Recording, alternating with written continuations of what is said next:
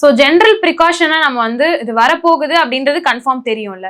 இப்போ respiratory flu வந்து கண்டிப்பா வரப்போகுது அப்படின்றது டாக்டர்ஸ்க்கும் தெரியும், மக்களுக்குமே தெரிஞ்சிருக்கும். இதை வந்து நம்ம ஜென்ரலா நான் இந்த ப்ரிகாஷன்ஸ்லாம் நீங்க வீட்லயே பண்ணிக்கிட்டீங்க அப்படின்னா உங்களுக்கு அந்த பாதிப்பு வராம இருக்கும் அப்படின்னா முக்கியமான விஷயம். கண்டிப்பா முக்கியமான விஷயம் வந்து தடுப்பூசி.